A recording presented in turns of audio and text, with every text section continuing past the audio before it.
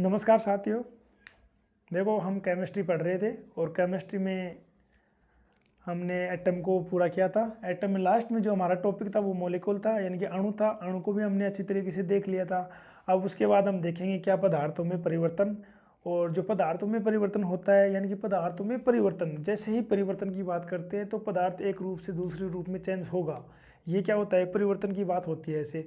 तो अगर बात करते हैं परिवर्तन, पदार्थ में परिवर्तन हम देखेंगे दो रूपों में। पहला जो रूप हमारे सामने होता है वो होता है भौतिक परिवर्तन, और जो दूसरा होता है हमारे पास रासायनिक परिवर्तन। भौतिक परिवर्तन को प्यार से फिजिकल चेंज बोलते हैं और रासायनिक परिवर्तन को प्यार से केमिकल चेंज बोलते हैं।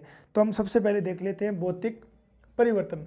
अब देखो, भौतिक परिवर्तन में क्या होता है कि कोई भी नया पदार्थ नहीं बनता। कोई भी नया पदार्थ नहीं बनता, यानी कि कोई भी नया पदार्थ नहीं बनने का मतलब क्या हुआ, इसका मतलब ये हुआ कि पदार्थों में होने वाला ऐसा परिवर्तन जिसमें पदार्थों के भौतिक गुण जैसे द्रव्यमान हो गया, आयतन हो गया, घनत्व, अवस्था इत्यादि परिवर्तन हो जाते हैं, लेकिन किंतु कोई भी नया पदार्थ प्राप्त नहीं होता।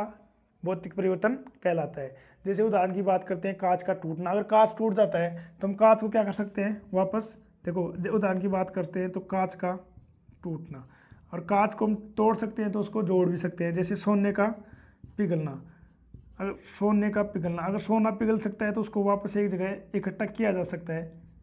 तो देखो, कांच का टूटना हो गया, सोने का पिघलना हो गया, और कपूर का वाष्पन होता है। अगर कपूर का वाष्पन हो सकता है तो उसको वापस संघनित किया जा सकता है। नौसादर का वाष्पन हो गया, कपूर का वाष्पन हो गया, तो देखो कपूर का वाष्पन हो जाएगा यहाँ पर, कपूर का वाष्पन, और नौसादर का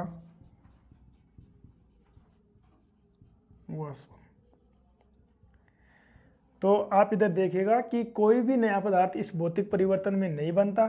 दूसरी बात, उदाहरण की बात करते हैं तो हम देख लेते हैं, कांच का टूटना हो जाएगा हमारे पास, सोने का पिघलना हो जाएगा, और कपूर का वाष्पन हो जाएगा, और नौसादर का वाष्पन हो जाएगा। इससे आप फिर से एक बार इसकी डेफिनेशन ध्यान से सुनिएगा कि पदार्थों में होने वाला ऐसा परिवर्तन जिसमें पदार्थ के भौतिक गुण जैसे द्रव्यमान, आयतन, घनत्व, अवस्था इत्यादि परिवर्तित हो जाते हैं, किंतु कोई भी नया पदार्थ नहीं बनता।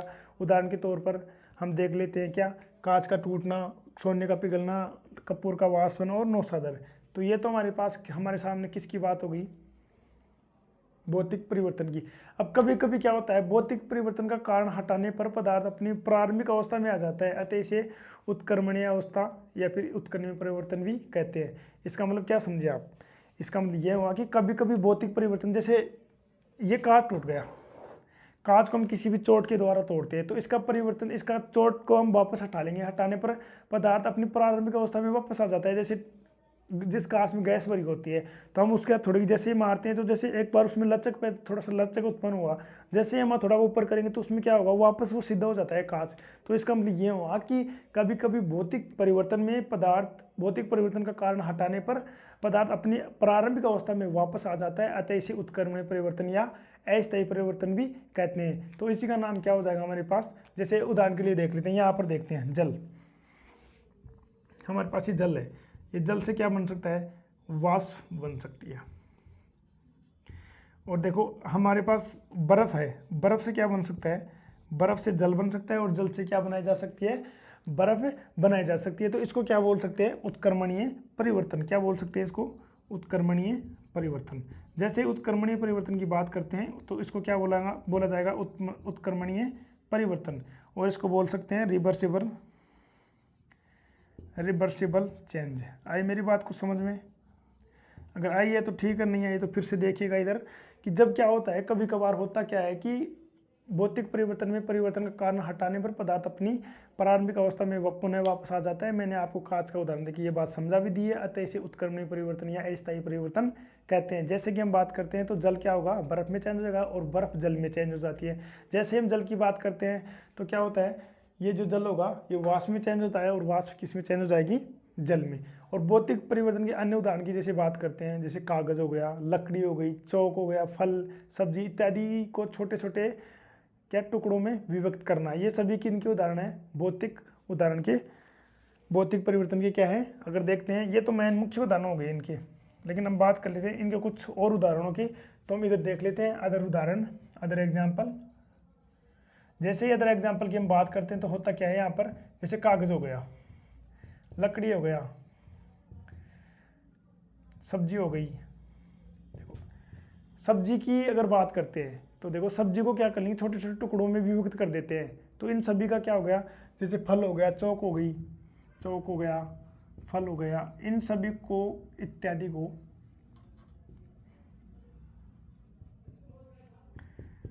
छोटे छोटे टुकड़ों में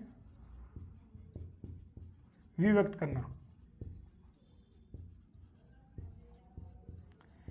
देखो इसमें क्या होता है, जैसे अदर उदाहरण की बात करते हैं तो कागज हो गया, लकड़ी इत्यादि, सब्जी, कांच, फल, सब्जी, चौक, फल इत्यादि को छोटे छोटे टुकड़ों में विभक्त करना, ये सभी किन के उदाहरण होते हैं, भौतिक परिवर्तन के अन्य उदाहरण में इनको शामिल किया जा सकता है। अब देखो क्या होता है, किसी विलयन का निर्माण, जैसे शक्कर का जल में घुलना, तो क्या होता है कि शक्कर को अगर जल में घोल देते हैं तो शक्कर को वापस प्राप्त कर लेते हैं। कैसे कर सकते हैं, जैसे अगर शक्कर को जल में अगर घोल दिया जाता है तो जल को अगर गर्म करेंगे तो हम शक्कर को वापस प्राप्त कर सकते हैं। और दूसरी बात, चुंबक का निर्माण होता है, चुंबक का निर्माण, और बल्ब का जलना, ये क्या होता है, बल्ब जल गया फिर वापस वो बंद हो गया, मतलब बल्ब का जलना, ये सब किन के उदाहरण हो गए, जैसे किसी विलयन का निर्माण हो गया। ये भी देख सकते हैं आप, किसी विलयन का निर्माण, किसी विलयन का निर्माण। अगर विलयन के निर्माण की जैसे ही बात करते हैं तो हमें ये मालूम होना चाहिए कि शक्कर को जल में घोलना, ये बात हो गई। चुंबक का निर्माण कर देंगे, चुंबक का निर्माण, ये सभी उदाहरण इंपॉर्टेंट है एग्जाम की दृष्टि से, इनका ध्यान रखना थोड़ा सा। और बात करते हैं क्या, जैसे बल्ब का जलना, ये भी किसका उदाहरण होता है, भौतिक परिवर्तन का, बल्ब का जलना। तो ये सब हमारे पास जो भी उदाहरण थे, ये किसके उदाहरण थे, ये थे भौतिक परिवर्तन के उदाहरण। तो एक बार फिर से देखिएगा इनसे, क्योंकि जब पदार्थों में होने वाला परिवर्तन, जैसे ताप, द्रव्यमान, आयतन, घनत्व, ये सभी जो होते हैं, इनमें क्या होगा, पदार्थों में होने वाला ऐसा परिवर्तन जिसमें पदार्थ के भौतिक गुण जैसे द्रव्यमान, आयतन, घनत्व, अवस्था इत्यादि परिवर्तित हो जाते हैं, किंतु कोई नया पदार्थ नहीं बनता, क्या होता है, भौतिक परिवर्तन कहलाता है। जैसे कांच का टूटना, सोने का पिघलना, कपूर का वाष्पन और नौसादर का वाष्पन, ये उदाहरण हो गए किनके। अगर बात करते हैं कभी कभार क्या होता है, इनके परिवर्तन का कारण उठाने पर पदार्थ अपनी प्रारंभिक अवस्था में पुनः वापस आ जाता है, अतः इसे उत्क्रमणीय परिवर्तन या अस्थायी परिवर्तन भी कहते हैं। जैसे कि बात करते हैं, बर्फ जल में चेंज हो जाती है और जल वाष्प में चेंज हो सकता है, और वाष्प जल में चेंज हो जाती है और जल किस में चेंज हो जाती है, बर्फ में चेंज हो जाती है, इसलिए इसको उत्क्रमणीय परिवर्तन या अस्थायी परिवर्तन या फिर रिवर्सिबल चेंज भी कहते हैं। ठीक है, अब देखो इसमें अन्य उदाहरण की बात करते हैं तो हम कागज और लकड़ी, सब्जी, चौक, फल इत्यादि, इनके जो छोटे छोटे टुकड़े होते हैं, इनमें इनको काटा जाता है, तो ये किसके उदाहरण हो जाते हैं, भौतिक परिवर्तन के उदाहरण हो जाते हैं। फिर इसमें अन्य उदाहरण की हम बात करते हैं, जैसे किसी विलयन का निर्माण होना।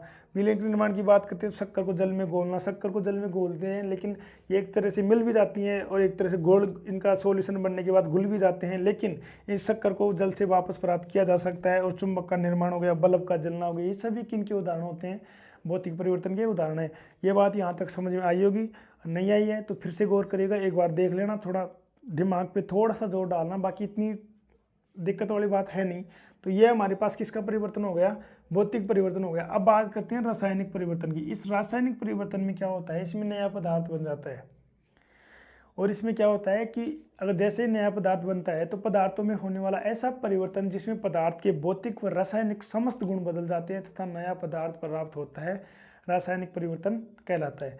इसमें क्या होता है कि पदार्थ के सभी गुण चेंज हो जाते हैं, तो इसलिए इसे क्या बोला जाता है, रासायनिक परिवर्तन बोला जाता है। और दूसरी बात, रासायनिक परिवर्तन में परिवर्तन का कारण हटाने पर अपनी प्रारंभिक अवस्था में नहीं लौटता, अतः इसे अनुत्क्रमणीय परिवर्तन या फिर स्थायी परिवर्तन भी कहते हैं। उदाहरण की बात करते हैं, देखो दूध का दही में बदलना, दूध का दही में बदलना, तो देखना है, आप इधर देखना एक बार। रासायनिक परिवर्तन की बात करते हैं तो इसमें पदार्थ के समस्त, मतलब ऐसा पदार्थों में होने वाला ऐसा परिवर्तन जिसमें पदार्थ के भौतिक रासायनिक समस्त गुण चेंज हो जाते हैं तथा नया पदार्थ बनता है। जैसे नया पदार्थ बन गया ना, दूध का दही में बदलना, दूध से क्या बन गया, ये दही बन गया, मतलब नया पदार्थ बन गया। तो ये कौन सा परिवर्तन तो हो जाएगा, रासायनिक परिवर्तन कहलाता है। ठीक है, और रासायनिक परिवर्तन में होता क्या है, जैसे ही परिवर्तन का कारण हटाते हैं, यानी कि रासायनिक परिवर्तन में परिवर्तन का कारण हटाने पर पदार्थ अपनी प्रारंभिक अवस्था में नहीं लौटता, क्योंकि परिवर्तन का कारण हटाओ, जैसे दूध का दही में दही में बनना बन गया, इसमें क्या होगा, अब दही से दूध तो नहीं बनाया जा सकता ना वापस, क्योंकि रासायनिक परिवर्तन में परिवर्तन का कारण हटाने पर पदार्थ अपनी प्रारंभिक अवस्था में नहीं लौटता, अतः इसे अनुत्क्रमणीय परिवर्तन या स्थायी परिवर्तन भी कहते हैं। तो देखो, दूध का दही में बदलना। और एक बात और, इसका अन्य नाम भी आप, जैसे स्थायी परिवर्तन हो गया, अनुत्क्रमणीय परिवर्तन हो गया।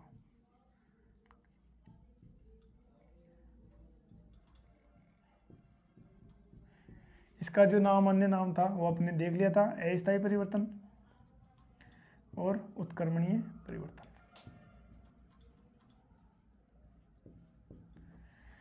तो ये बात हो गई किसकी, जैसे दूध का दही में बदलना, दही से दूध नहीं बनाया जा सकता। जैसे कटे हुए फल हो गया, सब्जी हो गया, इन सभी का क्या हो गया, रंग चेंज हो गया, यानी कटे फल सब्जियों का रंग परिवर्तन होना।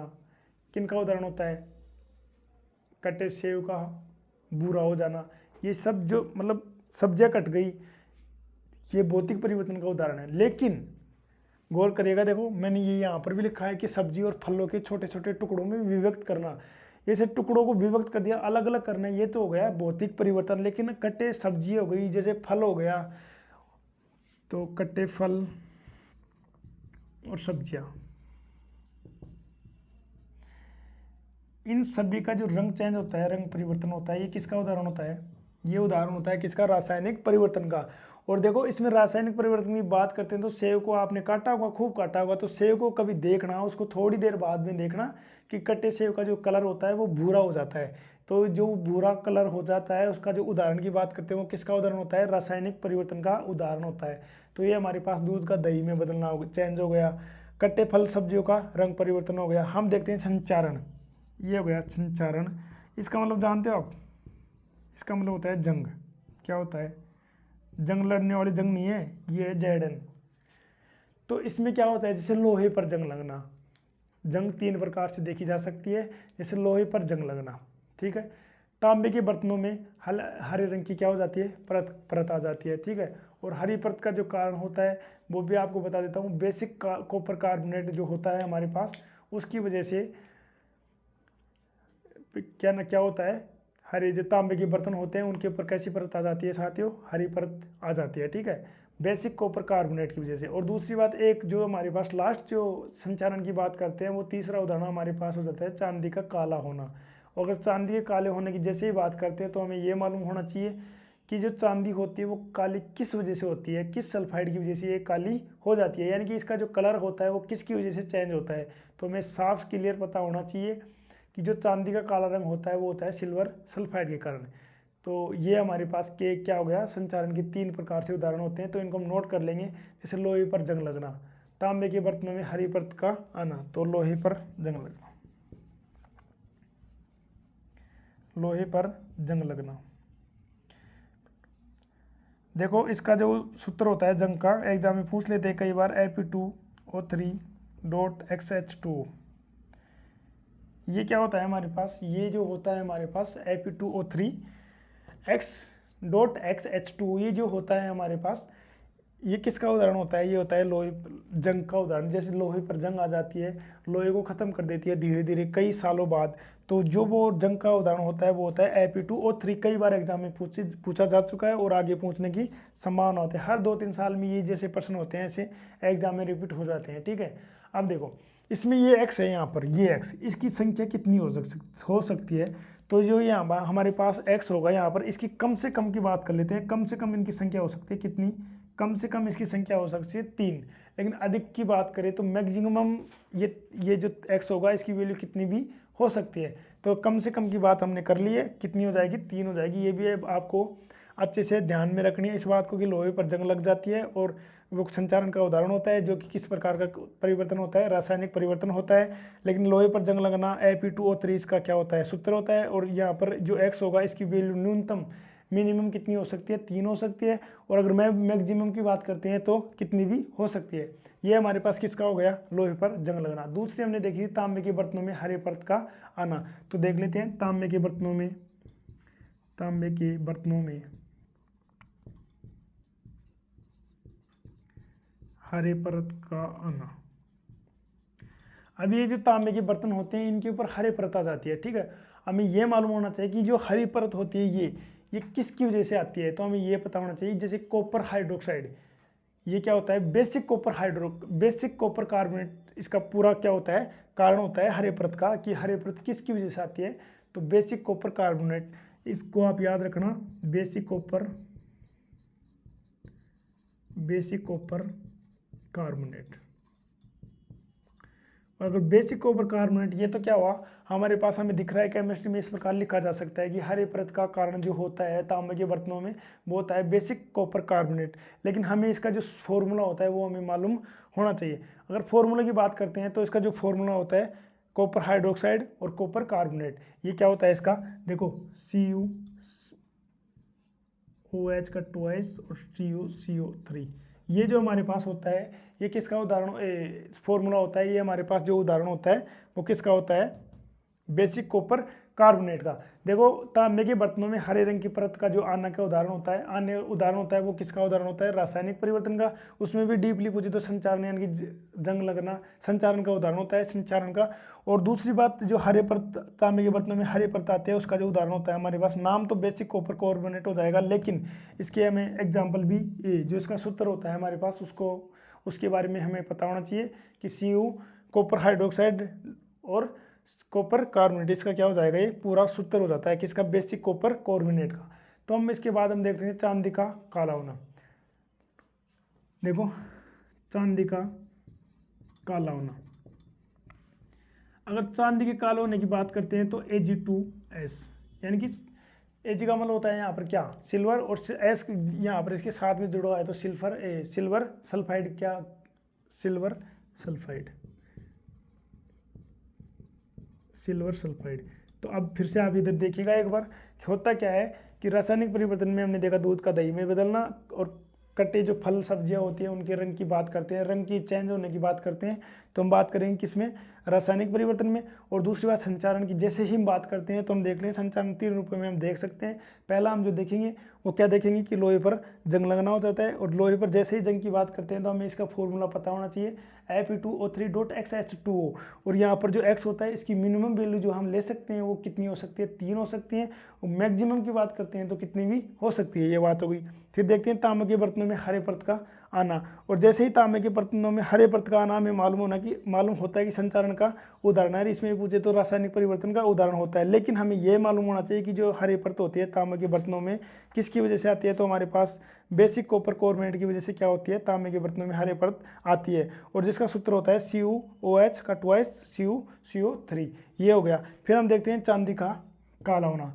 जैसे ही चांदी का काला होना की बात करते हैं तो इसका हमें कारण भी मालूम होना चाहिए Ag2S, यानी कि सिल्वर सल्फाइड की वजह से क्या होता है, चांदी के जो बर्तन होते हैं या फिर जो भी गहने वगैरह होते हैं इनके ऊपर क्या हो जाता है, कालापन आ जाता है, जिससे क्या हो जाती है, चांदी काली हो जाती है। तो ये बात होगी। हम देखते थे शोषण हो गया, किण्वन हो गया। शोषण एक बार हो गया तो हो ही गया, उसमें क्या दोबारा परिवर्तन, कारण हटाओ मत हटाओ, शोषण की प्रक्रिया हो गई। देखो इधर हमारे पास शोषण हो गया, शोषण के बाद हम देखते हैं क्या, किण्वन। जैसे ही किण्वन की प्रक्रिया होती है एक बार संपन्न हो जाती है तो हो जाती है विक्रगंधिता। विक्रगंधिता का मतलब क्या होता है, विक्रगंधिता का मतलब होता है कोई भी पदार्थ का खराब होना, उनमें बदबू आना, विक्रगंधिता। ये हमारे पास विक्रगंधिता हो गई। जैसे भोजन का पचना हो गया, भोजन का पचना, भोजन पच गया तो पच गया, उसमें दोबारा तो कुछ हो नहीं सकता। और दूसरी बात RBC का फटना, ये उदाहरण आपको याद रखना है, RBC का फटना। RBC की फटने की प्रक्रिया कहाँ पर होती है, हमारे शरीर में होती है, जैसे माइटोकॉन्ड्रिया में एक RBC का फटना उदाहरण आपको ये मालूम होना चाहिए कि RBC फट गई एक बार तो फट गई, उसमें दोबारा कुछ चेंज नहीं हो सकता। और जैसे ईंधन का जलना हो गया,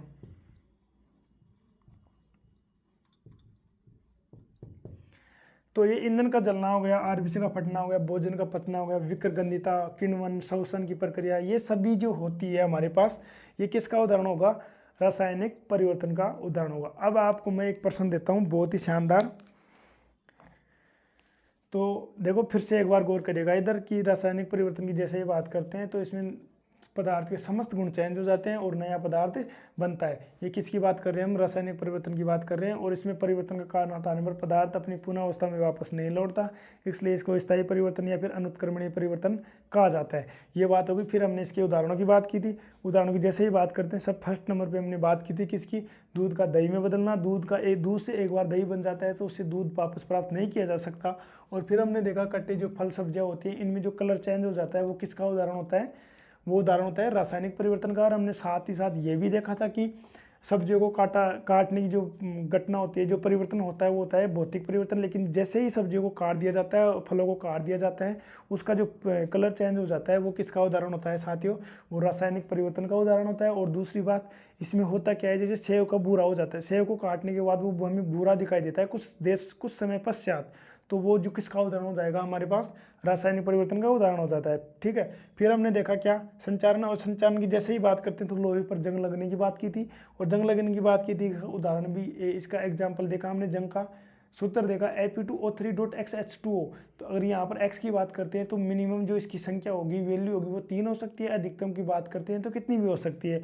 मैक्सिमम का मतलब मैक्सिमम ही होता है, कितनी भी हो सकती है। न्यूनतम की हमने बात कर ली। फिर हमने देखा तांबे के बर्तनों में हरी परत आ जाती है कुछ समय पश्चात तांबे के बर्तन में। तो इसका जो कारण होता है कॉपर, बेसिक कॉपर कार्बोनेट इसका कारण होता है, जिसका सूत्र हमारे पास CuOH का OH का ट्वाइस CO3 इसका क्या हो जाता है हमारे पास? सूत्र हो जाता है। फिर हमने देखा कि चांदी का काला होना, ये जो चांदी काली हो जाती है, गहने काले हो जाती है, ये सिल्वर सल्फाइड की वजह से हमें कालापन दिखाई देता है, जिसका सूत्र Ag2S होता है। और दूसरी बात शोषण, किण्वन की विकर्गंदिता, भोजन का पचना, RBC का फटना, ईंधन का जलना, ये सभी किसके उदाहरण होते हैं? रासायनिक परिवर्तन के उदाहरण होते हैं। अब हम देखते हैं कि मोमबत्ती का जलना किसका उदाहरण है। ये अगर आपके समझ में आ जाएगा तो ये मान लिया जाएगा कि ये टॉपिक आपकी समझ में आ गया। तो अब देखते हैं।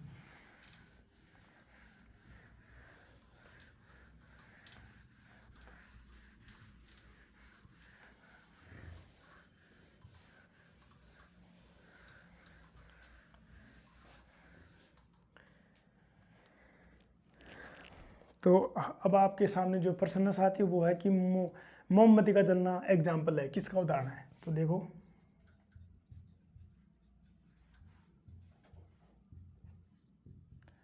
मोमबत्ती का जलना एग्जाम्पल है।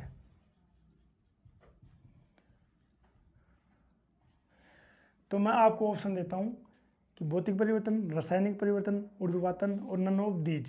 4 ऑप्शन आपके सामने ये होंगे। और दूसरी बात, दूसरा जो हमारे पास उदाहरण ऑप्शन होंगे वो होगा भौतिक परिवर्तन, रासायनिक परिवर्तन, ए व बी दोनों, नन ऑफ दीज। तो उदाहरण के लिए हम देखते हैं क्या, दोनों को देखेंगे हम साथ के साथ। तो पहला हो जाएगा हमारे पास भौतिक परिवर्तन, ये हमारे पास हो जाएगा रासायनिक परिवर्तन, और ये हमारे पास हो जाएगा क्या? ऊर्ध्वपातन, और ये हमारे पास हो जाएगा नन ऑफ दीज, यानी कि इनमें से कोई नहीं। 1 2 3 और 4। फिर हम बात करते हैं किसकी? इसमें भी भौतिक परिवर्तन, फिर हम बात करते हैं रासायनिक परिवर्तन, फिर हम बात करते हैं ए व बी दोनों,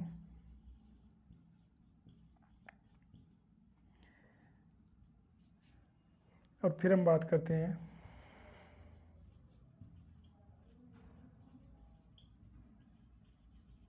तो साथ ही इधर गौर करेगा आप कि इसमें अगर बात करते हैं मोमबत्ती का जलना, अगर इन ऑप्शनों में देखें तो हमारे पास आंसर क्या हो जाएगा? मोमबत्ती का जलना, यानी कि मोम जल रहा है, मोम जल सकता है। तो हम क्या कर सकते हैं कि मोम को वापस एक जगह क्या ले लेते हैं, वापस इकट्ठा करके मोमबत्ती बनाई जा सकती है। लेकिन इसमें तो अगर आंसर देखें हम तो हमारे पास कौन सा आंसर हो जाएगा? देखो इस प्रकार के जो प्रश्न होते हैं ये कन्फ्यूज वाले प्रश्न होते हैं। होते क्यों है? क्योंकि अगर बात करते हैं मोमबत्ती जो होती है, मोमबत्ती में होता क्या है? मोमबत्ती किसकी वजह से जलती है? कि उसके अंदर जो धागा पाया जाता है, उस धागे के चारों तरफ क्या पाया जाता है? मोम पाया जाता है। अगर मोम के बिना धागा नहीं जलेगा और धागे के बिना मोम नहीं जल सकता, तो कहने का मतलब मोम कब पिघलेगा? जब धागा जलेगा तभी तो मोम पिघलेगा। तो इसका जो आंसर हमारे पास हो जाएगा, वो प्रश्न हमारे जो आंसर हो जाएगा वो हमारे पास क्या हो जाएगा? अगर इसमें भी देखें तो हम इसका भौतिक परिवर्तन में अगर इसको शामिल कर सकते हैं, लेकिन हम इसका जो रियल आंसर देखेंगे, इस प्रकार के प्रश्न, ये प्रश्न एग्जाम में आया हुआ है, तो इसको हम किस प्रकार एक्सप्लेन करेंगे साथियों। तो हम देखो इसको, अगर जैसे ही भौतिक परिवर्तन की बात करते हैं और जैसे ही रासायनिक परिवर्तन की बात करते हैं, भौतिक परिवर्तन का मतलब क्या होता है? भौतिक परिवर्तन का मतलब होता है कि पदार्थ अपनी मूल अवस्था में वापस आ सकता है, लेकिन रासायनिक परिवर्तन का मतलब होता है कि पदार्थ के समस्त गुण चेंज हो जाएंगे लेकिन पदार्थ अपनी अवस्था में वापस नहीं आ सकता। तो इसमें क्या, कैसे समझ सकते हैं इसको? ऐसे समझ सकते हैं कि अगर बात करते हैं ए और बी, इसका जो आंसर दोनों होगा वो किस प्रकार होगा, तो हम बोल सकते हैं कि मोमबत्ती का जलना, यानी कि मोम का जो पिघलना हो जाएगा, मोम का जो पिघलने की प्रक्रिया हो जाएगी वो किस में शामिल हो जाएगी? भौतिक परिवर्तन में। लेकिन मोमबत्ती के अंदर जो धागा हो जाए, धागा होता है, धागे का जलना, ये किसका उदाहरण हो जाता है साथियों? ये हमारे पास रासायनिक परिवर्तन का उदाहरण हो जाएगा। तो हमारे पास जो आंसर हो जाएगा किसका? मोमबत्ती का जलना उदाहरण है। क्या हो जाएगा हमारे पास? ए व बी दोनों। तो ये हमारे पास एक छोटा सा आंसर प्रश्न था, इसको हमने सोल्व भी कर लिया। लेकिन आपको ये ध्यान रखना होगा कि भौतिक परिवर्तन हो रहा है मतलब मोम पिघल रहा है। बात करें रासायनिक परिवर्तन की, मतलब धागे का जलना, धागा जल गया तो जल ही गया। इसके बाद हम देखते हैं क्या, हमने देखा कि पदार्थों में परिवर्तन, पदार्थों में जैसे ही परिवर्तन हमने देखा, भौतिक व रासायनिक दोनों परिवर्तन देख लिए, छोटा सा टॉपिक था। लेकिन हम देखते हैं अब क्या, रासायनिक अभिक्रिया एवं उत्प्रेरक। तो रासायनिक अभिक्रिया और जो उत्प्रेरक होते हैं उनको भी हम साथ साथ देख लेते हैं।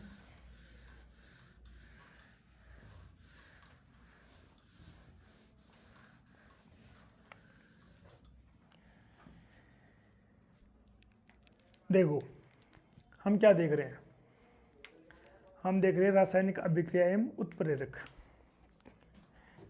Chemical reaction and catalyst.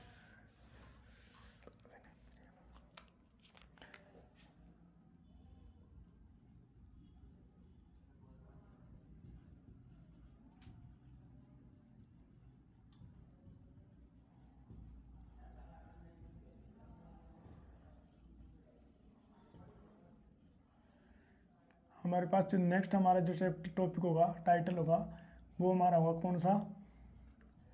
रासायनिक अभिक्रिया एंड उत्प्रेरक। अभी देखो इसमें क्या होगा, रासायनिक परिवर्तन की जैसे ही बात करते हैं तो इसमें होता क्या है, जैसे हमारे पास कोई भी नया पदार्थ लेते हैं, ठीक है, जैसे हमारे पास नया पदार्थ हो गया, ये क्या करेगा? रिएक्ट करेगा किसी भी पदार्थ से, क्या करेगा? ये रिएक्ट करेगा, रिएक्ट करके क्या बनाएगा? ये वापस क्या बनाएगा? पदार्थ बनाएगा। तो इसमें क्या होगा, हम देखेंगे रासायनिक अभिक्रिया। और दूसरी बात ये, जैसे ही पदार्थ बनाएगा तो भी इनसे क्या होगी? क्रिया होगी, और ये क्रिया होगी, इसे क्या बोला जाता है? रासायनिक अभिक्रिया एवं उत्प्रेरक के अंदर इसको शामिल किया जाएगा। यानी कि नया पदार्थ लेंगे, दूसरी बात वो रिएक्ट करेगा, रिएक्ट करके वो अन्य पदार्थ बनाएगा। अन्य पदार्थ बनाने में जो पूरी प्रक्रिया होती है वो क्रिया किस प्रक्रिया में शामिल कर ली जाएगी? रासायनिक अभिक्रियाओं एवं उत्प्रेरक में शामिल कर ली जाती है। तो सबसे पहले हमें ये मालूम होना चाहिए कि रासायनिक अभिक्रिया क्या होती है। जब पदार्थ आपस में क्रिया करके नए पदार्थ का निर्माण करते हैं तो वह क्रिया रासायनिक अभिक्रिया कहलाती है, ये हमें मालूम होना चाहिए। तो रासायनिक अभिक्रिया की बात करते हैं, सबसे पहले डेफिनेशन की। तो पदार्थ आपस में क्रिया करके नए पदार्थों का निर्माण करते हैं, वह क्रिया क्या कहलाती है? रासायनिक अभिक्रिया कहलाती है। तो देखो नए पदार्थ हो गए, ये क्रिया करते हैं, रिएक्ट करेंगे, ये क्रिया रिएक्ट करके क्या बनाते हैं? पदार्थ बनाते हैं। और जो पदार्थ बनाने की जो पूरी क्रिया होती है इसको बोलते हैं रासायनिक अभिक्रिया। तो ये बात आपको समझ में आ गई होगी। तो हम सबसे पहले देख लेते हैं रासायनिक अभिक्रिया।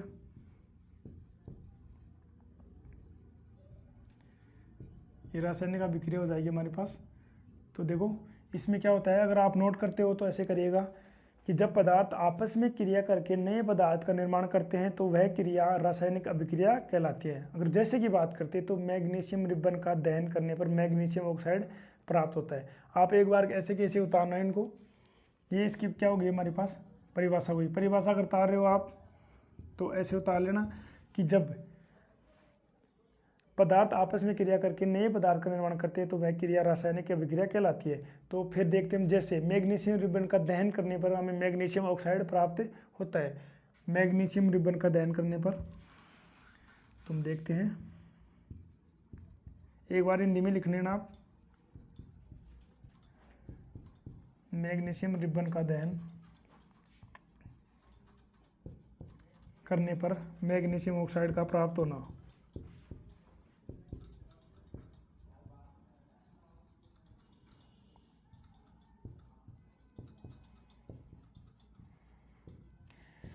ये हमारे पास जैसे कि बात करते हैं तो उदाहरण हो गया। और सिल्वर, जो हमारे पास सिल्वर होता है, सिल्वर ऑक्साइड का तापीय अपघटन कराने पर सिल्वर क्या हो जाता है, प्राप्त हो जाता है। क्योंकि यहाँ पर होता क्या है, देखो आप एक बार इस उदाहरण को ऐसे किसी हिंदी में उतार लेना। रासायनिक अभिक्रिया होगी, रासायनिक अभिक्रिया के बाद हमने देखा कि मैग्नीशियम जब पदार्थ मिलकर क्रिया करके नए पदार्थों का निर्माण करते हैं तो यह क्रिया रासायनिक अभिक्रिया कहलाती है। जैसे कि हमने बात की तो मैग्नीशियम रिबन का दहन करने पर मैग्नीशियम ऑक्साइड प्राप्त होता है। फिर हम देखते हैं अभिकारक, अभिकारक के बाद उत्पाद, यह मालूम होना चाहिए। अभिक्रिया, रासायनिक अभिक्रिया करवाने से पहले हमें रिएक्टेंट और प्रोडक्ट के बारे में मालूम होना चाहिए। तो देखो अभिकारक क्या होता है, रिएक्टेंट ये क्या होता है, तो हम बात करते हैं रिएक्टेंट, अभिकारक।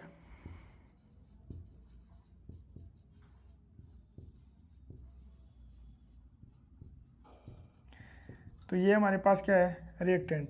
अभी रिएक्टेंट क्या होता है, किसी रासायनिक अभिक्रिया में उपस्थित वह पदार्थ जो क्रिया करके नए पदार्थों का निर्माण करते हैं, क्या होता है, किसी रासायनिक अभिक्रिया में उपस्थित वह पदार्थ जो क्रिया करके नए पदार्थों का निर्माण करते हैं क्या कहलाता है, अभिकारक कहलाता है। ये तो हो गई किसके पास, हमारे पास किसकी परिभाषा हो गई, तो किसी रासायनिक अभिक्रिया में उपस्थित वह पदार्थ जो क्रिया करके नए पदार्थों का निर्माण करते हैं। आप नोट करिएगा, किसी रासायनिक अभिक्रिया में उपस्थित वह पदार्थ जो क्रिया करके नए पदार्थों का क्या करते हैं, निर्माण करते हैं, क्या कहलाते हैं, अभिकारक कहलाते हैं। इसके बाद हम देखते हैं उत्पाद।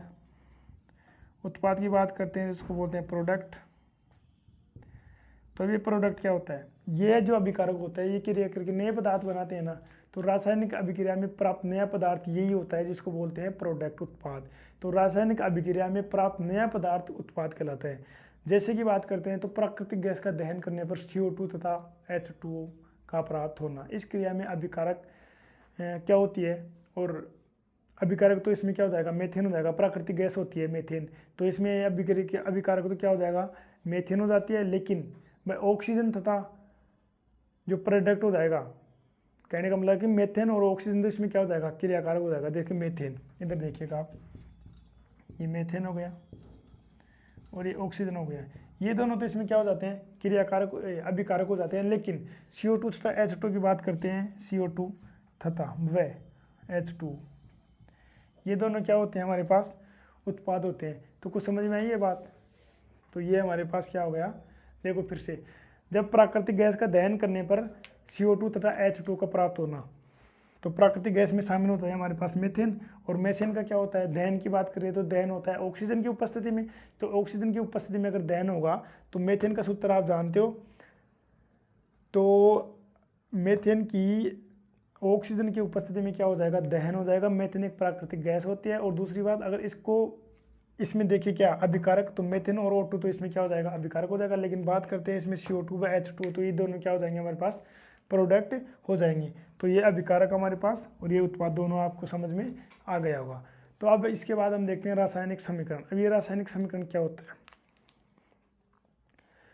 देखो रासायनिक समीकरण जैसे ही बात करते हैं तो पदार्थ, रासायनिक अभिक्रिया में उपस्थित पदार्थों को उनके प्रतीकों के रूप में प्रदर्शित करना होता है। रासायनिक अभिक्रिया में प्राप्त जो भी प्रतीकों के रूप में जो प्रदर्शित करना या फिर दर्शाना ही क्या होता है, हमारे पास समीकरण होता है। तो देखो हम देखते हैं क्या, रासायनिक समीकरण।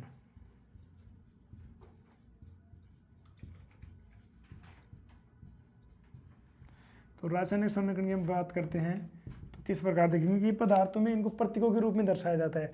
तो रासायनिक अभिक्रिया में उपस्थित पदार्थों को उनके प्रतीकों के रूप में प्रदर्शित करना ही रासायनिक समीकरण कहलाता है। क्या होता है इसमें, देखो इनको प्रतीकों के रूप में, अब प्रतीक कैसे होते हैं भी आपको बता दिया जाएगा। जैसे मैग्नीशियम रिबन का दहन करने पर मैग्नीशियम ऑक्साइड का प्राप्त होता है, तो मैग्नीशियम हो गया, जैसे मैग्नीशियम का रिबन हो गया, रिबन का रबड़ होता होगा, जानते होंगे इस बात को आप। तो देखो रासायनिक अभिक्रिया में उपस्थित पदार्थों को उनके प्रतीकों के रूप में, तो ये क्या हो गया हमारे पास है, जैसे मैग्नीशियम रिबन की बात करते हैं, दहन की बात करते हैं इनके, तो ये हमारे पास क्या हो गया, प्रतीक हो गए ना इनके। हमें केमिकल इक्वेशन की ज़रूरत क्यों पड़ती है, क्योंकि इनको हम प्रतीकों के रूप में प्रदर्शित करेंगे, इसलिए हमें किसकी ज़रूरत पड़ती है, केमिकल इक्वेशन की बात ज़रूरत पड़ती है, यानी कि रासायनिक समीकरण की ज़रूरत पड़ती है। तो रासायनिक अभिक्रिया में उपस्थित पदार्थों को उनके प्रतीकों के रूप में प्रदर्शित करना रासायनिक समीकरण द्वारा प्राप्त होती है। जैसे मैग्नीशियम रिबन का दहन करने पर मैग्नीशियम ऑक्साइड का प्राप्त होना, देखो ये हमारे पास मैग्नीशियम रिबन हो गया, दहन जब भी करवाएंगे तो हमारे पास किसकी उपस्थिति में, वायुमंडल में उपस्थित जो O2 होती है उसकी उपस्थिति में क्या होता है, ऑक्सीजन की उपस्थिति में दहन होता है। तो हमें जो प्राप्त होगा वो मैग्नीशियम ऑक्साइड होगा, जो MgO। ये हमारे पास क्या है, मैग्नीशियम ऑक्साइड है। अब दूसरी बात, हमें इसको संतुलित करना आना चाहिए, बस मैं बताऊंगा, लेकिन फिर भी देखना, इधर 2 ऑक्सीजन है, इधर मैग्नीशियम में कितने हैं, 2 है, तो यहाँ पर मैं कितने लगा दूंगा, 2। तो हमारे पास ये क्या हो जाएगा, मैग्नीशियम ऑक्साइड। तो ये बात समझ में आई आपको कि इसमें क्या हुआ कि रासायनिक अभिक्रिया में पदार्थों को उनके प्रतीकों के रूप में प्रदर्शित करने पर रासायनिक समीकरण प्राप्त होती है। जैसे मैग्नीशियम रिबन का दहन कराने पर हमें क्या प्राप्त होता है, मैग्नीशियम ऑक्साइड प्राप्त होता है, जिसको हमने इस प्रकार अभिक्रिया में देख लिया। अब देखो पदार्थों में भोजन निर्माण की प्रकाश संश्लेषण की विधि भी देख लेते हैं।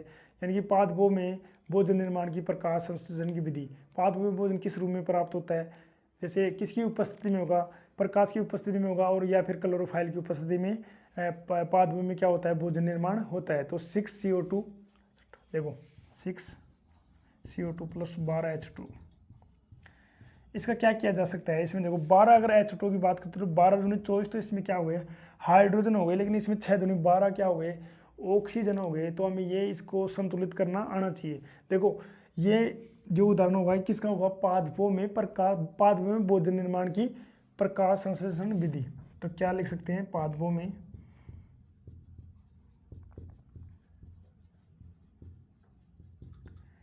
भोजन निर्माण की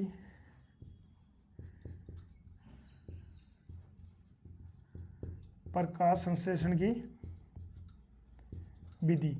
तो देखो इसमें होगा क्या, इसमें बनेगा ग्लूकोज, पादपों का जो भोजन होता है ग्लूकोज, 6C6H12 में O6।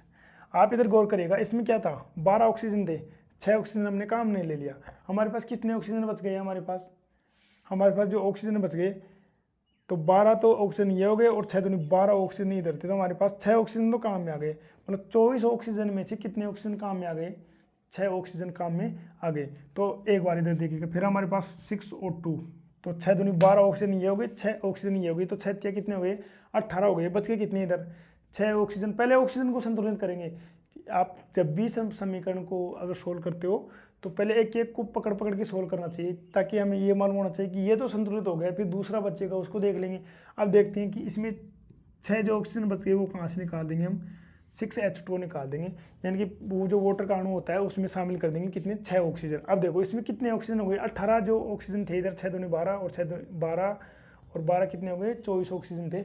इनमें से यहाँ पर हमने 12 ऑक्सीजन, 24 जो ऑक्सीजन थे हमने देख लिया। अब हमें ये मालूम होना चाहिए कि इसमें जो हाइड्रोजन थे उनकी संख्या कितनी थी, 12 थी। कितनी थी, 12 दूनी 24 हाइड्रोजन। टोटल जो हमारे पास टोटल हाइड्रोजन है वो कितनी थी, 24 थे। 24 में से देखो 12 तो ये आ गए और 12 6 दूनी 12 यहाँ से प्राप्त हो गई। ये इसकी काम हो गया ख़त्म। अभी इसके बाद हम देख लेते कि CO2 कितने थे हमारे पास, तो यहाँ पर कार्बन की जो संख्या थी वो हमारे पास 6 थी, जो कि यहाँ पर कार्बन की संख्या हमें प्राप्त हो गई। लेकिन हमें ये भी मालूम होना चाहिए कि HNO या फिर क्लोरोफाइल की उपस्थिति में क्या होता है, क्लोरोफाइल की उपस्थिति में क्या होती है, अभिक्रिया संपन्न होती है। तो ये हमारे पास क्या हो गया। फिर देखो इसमें और क्या होता है, जैसे ये तो बन गया, यहाँ पर ग्लूकोज बन गया। अब एक बार इसको ऐसे किसे छोड़ दो, फिर जो हमारे पास बच गए क्या, इसमें जो बच गए हमारे पास वो क्या बचा, हमारे पास 6O2 और 6CO2 और 6 क्या बच गया हमारे पास, H2। एक बार फिर से अभिक्रिया करवाते हैं कि 6CO2, इसको उठाएंगे और इसको उठाएंगे। जैसे इसको उठाएंगे तो हमें फिर से क्या होगा, ग्लूकोज का अणु प्राप्त होगा और ऑक्सीजन प्राप्त होगी, प्लस 6H2। तो इससे बनेगा क्या, C6H12MO6 प्लस 6O2। ये हमारे पास क्या हो गया, फाइनली वही किसकी उपस्थिति में होगा, HNO और क्लोरोफाइल की उपस्थिति में ये अभिक्रिया संपन्न होगी।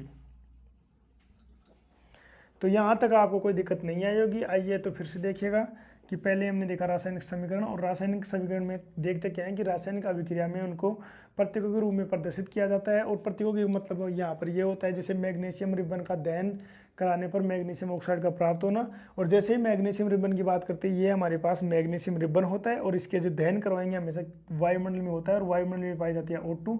तो जो दहन होता है वो ऑक्सीजन की उपस्थिति में होता है। तो यहाँ पर जो बनेगा हमारे पास मैग्नीशियम ऑक्साइड बनेगा जो हमें प्राप्त हो गया। फिर हमने दूसरा उदाहरण देखा, पादपों में भोजन निर्माण की प्रकाश संश्लेषण की विधि देखी, और जैसे ही पादपों में भोजन प्रकाश संश्लेषण की विधि देखी तो इसमें क्या हुआ, हमने लिया 6CO2 प्लस 12H2O, फिर हमको इसको संतुलित, जैसे ही संतुलित किया हमें ये प्रोडक्ट प्राप्त हुआ, ये हमारे पास उत्पाद हो गया, ये हमारे पास रिएक्टेंट हो गया, मतलब क्रियाकारक हो गए। फिर देखो किसकी उपस्थिति में ये भी मालूम होना चाहिए। फिर हमने ये यहाँ से उठाया और एक उठाया मैंने यहाँ से, फिर से इसकी अभिक्रिया करवाई, तो फिर से मैं किसका एक ग्लूकोज का अणु प्राप्त हो गया, और हमारे पास क्या बाकी रह गई, हमारे पास ऑक्सीजन। तो कुछ इस प्रकार हमने देखा। हम देखते हैं फिर इसके बाद क्या, रासायनिक समीकरण में बाह्य पक्ष में अभिकारक तथा दाह्य पक्ष में उत्पाद लिखी जाती है तथा दोनों के मध्य तीर का निशान पाया जाता है। ये तो आपको पता ही होगा कि जैसे ये रासायन का विक्रिया है, ये रासायन का विक्रिया है, इसमें क्या होता है, इसमें इधर तो क्रियाकारक होते हैं और इस इधर क्या होता है, उत्पाद होता है। मतलब ये तो हो गया राइट साइड, ये हो गया लेफ्ट साइड। तो फिर से बोल सकते हैं कि बाएं पक्ष में अभिकारक तथा दाएं पक्ष में क्या होता है, उत्पाद लिखे जाते हैं तथा दोनों के मध्य किसका निशान होता है, ये जो तीर का निशान पाया जाता है। ये बात ये आपको यहाँ तक समझ में आ गई होगी। फिर हम देखते हैं कि इस तीर पर ताप, दाब, उत्प्रेरक तथा अन्य विशेष परिस्थितियाँ दर्शाई जाती है। देखो ये जो तीर होता है इसमें ताप हो गया, दाब हो गया, उत्प्रेरक हो गया तथा अन्य विशेष कुछ परिस्थितियाँ होती है जिनको क्या किया जाता है, इनके ऊपर दर्शाया जाता है। तो दर्शाया दिया ना, देखो ये H नहीं हो गया, ये क्लोरोफाइल हो गया। इसकी जो विशेषता होती है यही होती है कि इसके ऊपर ताप, दाब तथा अन्य उत्प्रेरक तथा अन्य विशेष परिस्थितियाँ क्या कही जाती है, दर्शाई जाती है। दर्शा रखा है आपके सामने। फिर देखो ये बात आप यहाँ तक समझ में आ गई होगी। फिर हम देखते हैं कि रासायनिक समीकरण संतुलित करने की आवश्यकता क्यों होती है, यानी कि रासायनिक समीकरण संतुलन की आवश्यकता। तो रासायनिक समीकरण संतुलन की आवश्यकता देखते हैं कि इसकी ज़रूरत हमें क्यों पड़ती है, कि संतुलित करना ज़रूरी है क्या। ज़रूरी नहीं है, ज़रूरी तो है ही, क्योंकि जब तक संतुलित समीकरण नहीं होता अभिक्रिया संपन्न नहीं होती। ज़बरदस्ती तो कुछ भी कराया जा सकता है, लेकिन देखो रासायनिक समीकरण की संतुलन, रासायनिक समीकरण संतुलन की आवश्यकता।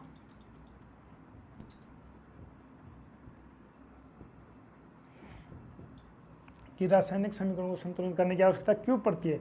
तो रासायनिक समीकरण का संतुलित एंटोनियो लेवसियर द्वारा दिए गए द्रव्यमान संरक्षण के नियम की पालना के लिए किया जाता है। फिर से गौर करिएगा, एंटोनियो जो कि रसायन विज्ञान के जनक माने जाते हैं, एंटोनियो लेवसियर। देखो एंटोनियो लेवसियर, एंटोनियो लेवसियर।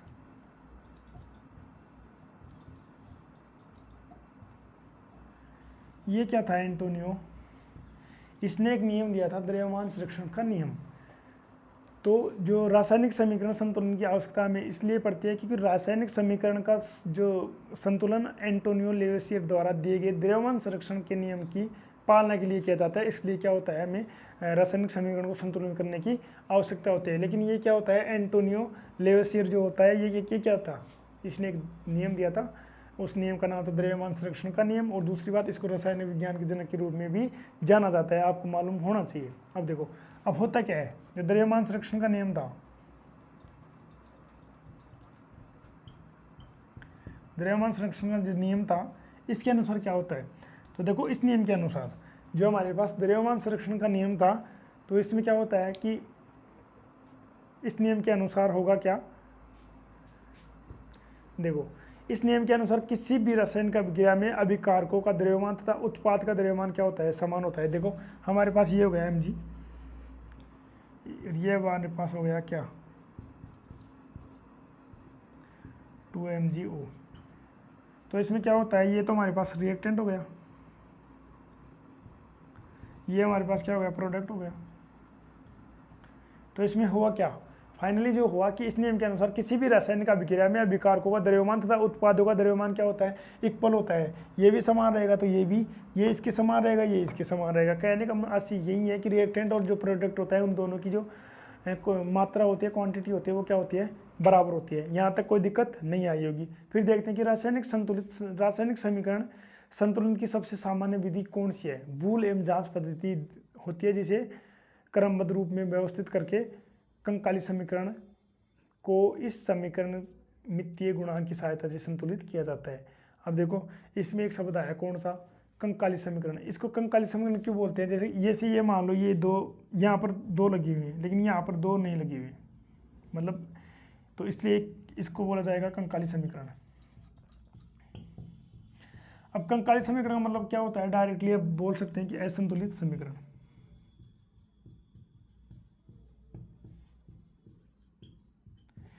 डायरेक्टली हम बोल सकते हैं कि इसमें जो ये समीकरण होता है कंकाली समीकरण, इसको बोल सकते हैं असंतुलित समीकरण। तो देखो सबसे समीकरण संतुलित करने की जो सबसे सामान्य विधि है हमारे पास वो होती है भूल एवं जांच पद्धति, और जिसे क्रमबद्ध रूप में व्यवस्थित करके क्या किया जाता है, कंकाली समीकरण को रस समीकरण मितीय गुणांकों की सहायता से क्या किया जाता है, रस समीकरण मितीय। अभी रस समीकरण मितीय क्या होती है अभी देख लेते हैं। देखो अभी बताता हूँ कि रस समीकरण मितीय गुणांक क्या होते हैं, इनकी सहायता से इनको क्या किया जाता है, सोल्व मतलब संतुलित किया जाता है। तो इसमें देखते हैं सबसे पहले क्या, FeSO4 का उदाहरण ले लेते हैं। सबसे पहले देख लेते हैं क्या, FeSO4। देखो ये उदाहरण हमारे पास, अब इसको तोड़ो। इसको तोड़ने से पहले हमें ये मालूम चाहिए कि इसमें Fe2O3, एक तो हमें ये प्राप्त हो जाएगा, इसमें SO3 प्राप्त हो जाएगा और SO2 भी प्राप्त हो जाएगा, प्लस SO2 प्लस SO3। अब ये तो हमें प्राप्त हो गया, लेकिन ये यहाँ से देखो इसमें कितने अणु हैं, इसमें कितने अणु हैं, कोई समझ से मतलब नहीं है, मतलब इसमें कुछ भी ऐसी बात नहीं है कि हम इसको संतुलित करके बता सकते हैं। लेकिन अगर इसको हम देखें तो इसको इस प्रकार देखते हैं कि जैसे हमारे पास ये ही उदाहरण है, इसको तो क्या बोलते हैं, कंकाली समीकरण। और कंकाली समीकरण का मतलब आप अच्छे से समझते हो कि जो असंतुलित समीकरण होता है, असंतुलित जो समीकरण होता है वो क्या होता है, कंकाली समीकरण कहलाता है। लेकिन अगर इसको हम देखते हैं क्या, Fe2SO4 डॉट फिर Fe2SO3 Fe2O3 plus SO3 plus SO2। अब देखना आप इसको कैसे संतुलित कर सकते हैं। देखो इसमें ऑक्सीजन कितने हो गए, 3 और 3 6 और 2 8 हो गए, लेकिन इधर कितने हैं, इधर तो 4 ही है ना। अब करेंगे इसको कौन कैसे कि रस समीकरण मितीय गुणांक क्या होते हैं, अभी आपको मालूम होगा। तो देखो यहाँ पर कितने ऑक्सीजन हो गए, 3 और 3 6 और 2 8 हो गए, लेकिन यहाँ पर कितने हैं, 4 है। तो यहाँ पर क्या कर देंगे, ये तो कन्फर्म कितने हो गए, 4 दूनी 8 ऑक्सीजन यहाँ पर हमें प्राप्त हो गई, ये बात हो गई। फिर हम इसके बाद में देख लेते हैं क्या कि यहाँ पर S कितने हैं, S 2 है, तो S यहाँ पर हमारे 2 प्राप्त हमें हो रखे हैं पहले से। फिर क्या है इसमें, यहाँ पर F कितने हैं, 2 हैं, जो कि इधर भी कितने हमें प्राप्त हो रखे हैं, 2 प्राप्त हो रखे हैं। तो अब ये जो मैंने लगाया ना, ये इसको क्या बोलते हैं, रस समीकरण मितीय गुणांक, इनको ही बोला जाता है। कभी एग्जाम में पूछ ले तो ये क्या होते हैं, रस समीकरण,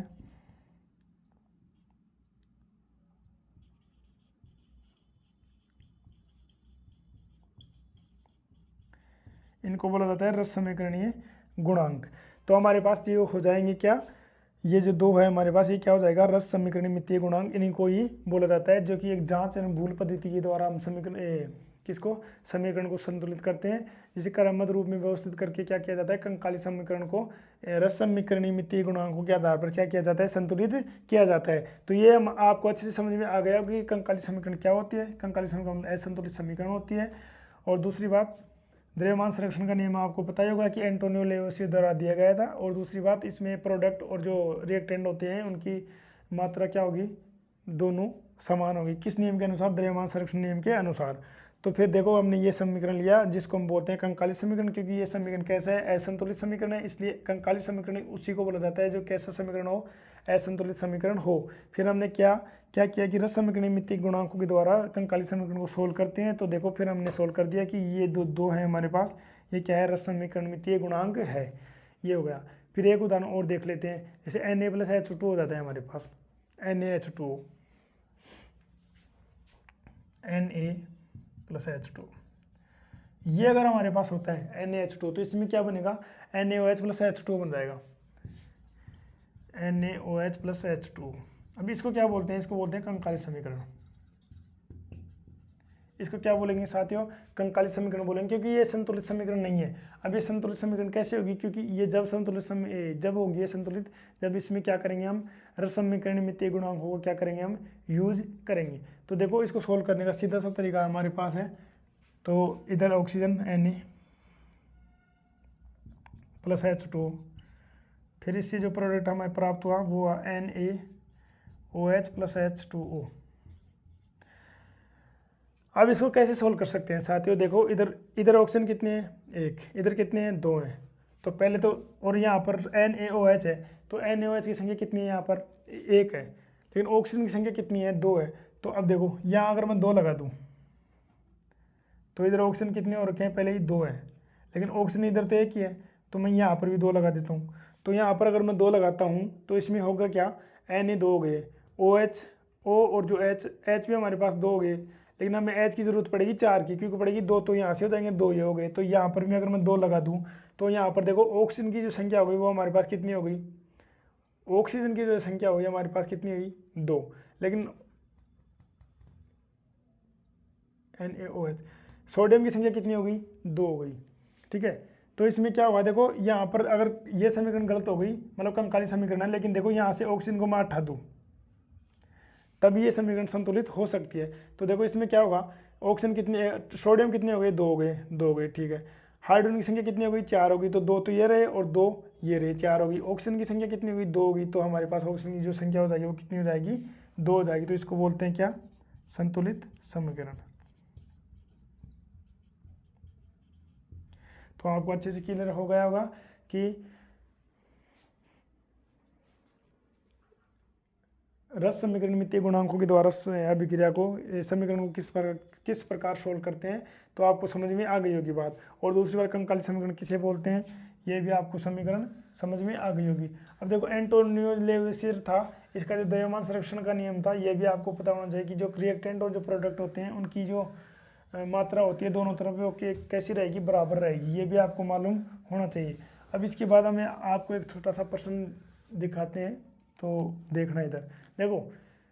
प्रश्न ऐसे आता है कि निम्न अभिक्रिया सही रस समीकरण में तय गुणांक दर्शाती है। मतलब ऐसे बोला जाता है प्रश्न में कि अभिक्रिया रस समीकरण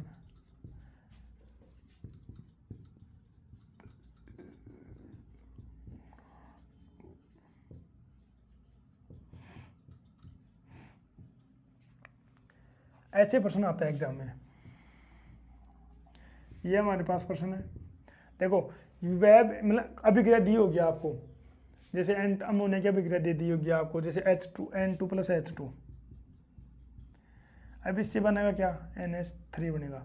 अब इसमें ऐसे प्रश्न दे दिया जाएगा कि सेम एज इट इज ऐसे प्रश्न, ये प्रश्न एग्जाम में आया हुआ है कि अभिक्रिया ये रस समीकरण में तय गुणांक क्रमशः इनमें दर्शाएगी। तो कहने का मतलब इनको हम क्या करेंगे, संतुलित करेंगे, तभी तो हम क्या कर सकते हैं कि इसमें संतुलित। पहले सबसे पहले देख लेते हैं इसका जो ऑप्शन होगा हमारे पास 0 0 1 2 3 1 3 2 0 1 0 3 2 2 3 0 0 1। ये हमारे पास क्या है साथियों, ये ऑप्शन है कि भाई इस एग्जाम में इस अभिक्रिया को सोल्व करेंगे तो हमें ये समीकरण रस समीकरण में तय गुणांक प्राप्त होंगे। तो इसको कैसे सोल्व कर सकते हैं, इधर हाइड्रोजन की संख्या कितनी है, 3 है, लेकिन इधर कितनी है,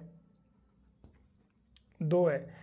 तो मैं कैसे सोल्व कर सकता हूँ, और इधर नाइट्रोजन की संख्या कितनी है, 2 है, तो मैं इसको यहाँ से सोल्व कर सकता हूँ ऐसे 3, तो 3 दूनी 6 हाइड्रोजन हो जाएंगे। तो अगर मैं यहाँ पर 2 लगा दूँ तो इधर हाइड्रोजन की संख्या कितनी हो जाएगी, 3 हो जाएगी, लेकिन नाइट्रोजन की संख्या भी यहाँ पर कितनी हो जाती है, 2 हो जाती है, जो कि इधर कितनी है, 2 है। तो इस प्रकार हम इसको क्या कर सकते हैं, सोल्व कर सकते हैं।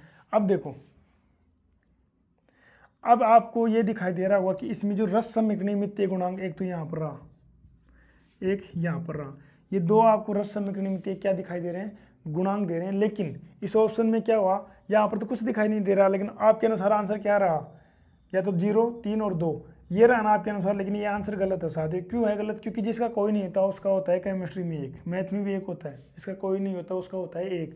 तो ये हमारे पास नाइट्रोजन है, इसका जो रस समीकरण में तय गुणांक होगा वो होगा 1। तो यहाँ पर क्या हो जाएगा 1, ये कितना हो जाएगा 3 और ये कितना हो जाएगा 2। तो हमारे पास जो आंसर हो जाएगा, करेक्ट आंसर हो जाएगा हमारे पास 1 3 2। ये जो हमारे पास आंसर हो जाएगा वो इस प्रकार आंसर हो जाएगा।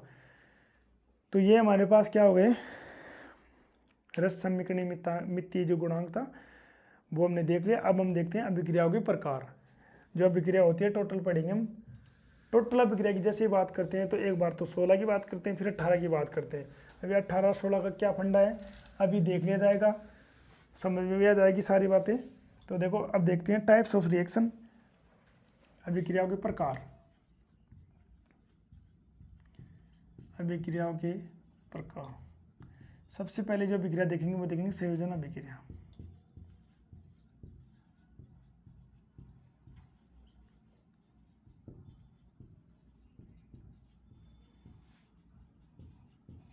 Combination reaction.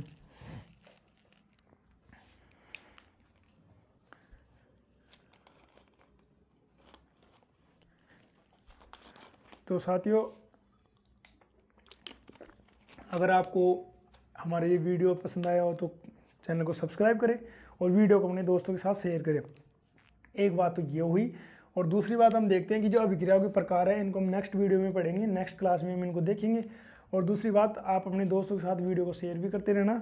और आपको कौन सा टॉपिक चाहिए केमिस्ट्री में, एनीवन जो भी आपको टॉपिक चाहिए, केमिस्ट्री हो बायोलॉजी हो, तो आप हमें बता सकते हो कमेंट्स बॉक्स में कमेंट्स करके। आपको आपकी डिमांड के अनुसार टॉपिक भी पढ़ाया जा सकता है यहाँ पर। तो हम अगली क्लास में देखेंगे कि अभिक्रिया के कितने प्रकार होते हैं। तो आज के लिए यही, धन्यवाद, थैंक यू।